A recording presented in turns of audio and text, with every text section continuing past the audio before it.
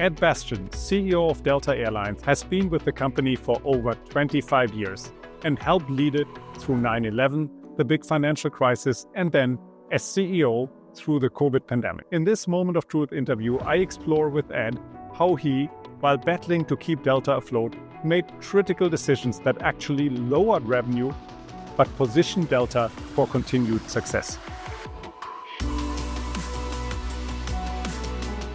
Ed, thank you so much for your time. It's great to see you. Christoph, welcome to Delta. Great to have you here. Yeah, wonderful to be here.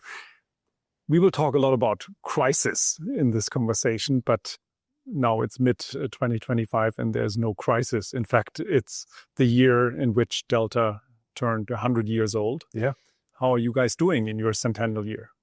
Well, pleased to say we're doing well. Of course, the year started off a little rocky with some of the geopolitical strains, but we've gotten through most of that.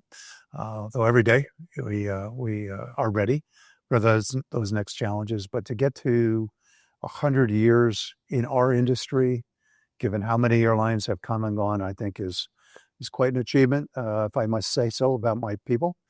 And to be the first U.S. airline reaching 100. So that's amazing to hear, Ed. Now, you've been here for more than 25 of those 100 years, growing through the ranks. And as you did that, you also experienced quite a number of crises as a leader. First, you were here when 9/11 happened. Second, you were here when the big financial crisis impacted the world. And then as CEO, you navigated through the COVID pandemic. Let's talk about that moment of the COVID pandemic. You had a great 2019. You had a very strong start into 2020. And then between February and March, you lose more than 90% of your revenue. Well, that moment was a long moment. It was a matter of weeks, if not months, before we were able to really get through the worst of the crisis. Even in the face of all the uncertainty and all the darkness, we set out a very simple template. We're going to focus on our people. We're going to focus on protecting our cash. And we're going to focus also on protecting our future. Mm-hmm. And I think one of the most important things that we did was that we said, as flying came back, we're going to continue to protect not just our customers, but our people by blocking the capacity on our planes. We blocked all of the middle seats for well over a year. It was easy to do it in the first couple of months. It was much harder to do in the last few months, but we knew people still weren't ready to have someone sitting next to them on the seats. And customers to this day will come up and thank me for that decision, because the people that were flying then weren't flying out of choice. They were flying out of necessity, whether to get to the bedside of a sick loved one or to be on the front lines fighting the pandemic. And they said there was only one airline that they saw how we were managing, that they would fly during COVID. It was Delta. And as a result, the only airline they're ever going to fly into the future was Delta Airlines. Even while we were willing to sacrifice a meaningful amount of revenue, when we look back and see how we did, like for like, we actually had more revenue on our planes than our competitors did on their planes, because people were paying a significant premium to stay loyal to Delta. So take us back to that moment when you made the decision that you weren't going to sell the middle seat, at least for the time being. Well, it wasn't a popular decision, to say the least. Certainly amongst certain people, our commercial leaders and our finance leaders needed the cash. But we said, as I mentioned, people were going to be first on the agenda. And when you kept coming back, if that is your priority, that drove my decision making. I don't do it often, but I use my CEO chip to make certain that we got through that. And I've got to say, the team rallied behind it. What special things did you do with and for employees? Well, we were very actively engaged communication-wise. We had our own internal internet, if you will, we call it SkyHub, where people were able to see me. And I'd spend up to an hour just letting people know what was going on, what I knew, more importantly, what I didn't know. And the one thing I learned and walked away from was how important it is to be vulnerable, to be authentic, to be transparent in terms of taking people with you. Because people were scared. When your people could hear and see and feel what you were going through as a leader and being able to share that with them on the journey, they said, we're with you. Just keep going. Yeah. Well, you were one of them at that moment. But we're leaders. We're paid to have answers, right? It's not comfortable sometimes saying, I don't know. We're paid to know. Mhm. But when you're honest, Yep. that's more important. I totally agree.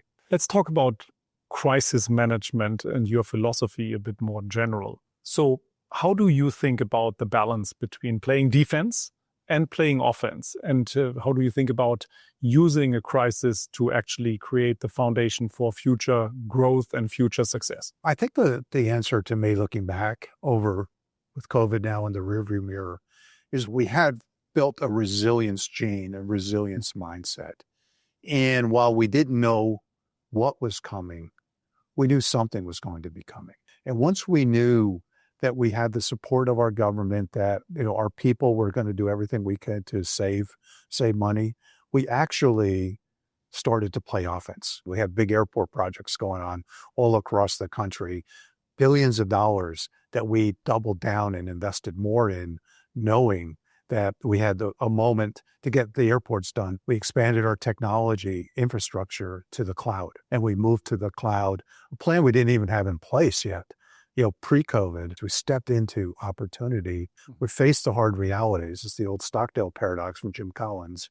Yet we never veered from the end game. In fact, looking back, we've accelerated our journey in getting there. It didn't set us back. It actually helped propel us. For many CEOs, they are either facing or have yet to face their first crisis. What advice do you have for them? Well, I wish them well. It's not for the faint of heart. But in all seriousness, there's a lot to be learned. One thing that I did, and I'd encourage all CEOs do, is to focus on your strengths. When you go through times of crisis, it's very easy to think about all the problems you have. I think one of the natural tendencies we have when problems hit, we tend to kind of close up a little bit and we want to go away and try to figure it out and come back with the answer. It's the wrong time to close up. It's the time to open the doors, to let ideas in, to let people see what's happening. And I think another thing that when you go through crisis, people tend to feel, kind of the burden that they're carrying this weight on their shoulders. The one thing that I was very conscious about, and I know that's a natural reaction, was that this is a blessing. There was never a more important time in the history of our airline to be sitting in the seat of responsibility than I was. And while it was hard, boy, what an opportunity. What a privilege it was. What a blessing, not a burden. You talk very prominently about the importance of your employees. How do you manage culture at Delta? Well, you manage it through your direct interaction and engagement with your frontline teams. And I'd say the majority of my time is spent working with our frontline teams. At Delta, our founder had a famous saying, take care of your people first, and they in turn will take care of your customers, who will then reward your shareholders with their loyalty. When you think about culture in our business and you think about the competitive differences that we have within the airline space, we all have the same airplanes. We all fly to many of the same airports. We all use many similar technologies. The only thing that can't be replicated in our industry is the people. That's wonderful to hear. Thank you so much for your time. Well, thank you, Christoph. Great to work with you. Thank you for all the support we received from BCG throughout there. You guys have been big partners for us in getting us to this 100-year mark and beyond.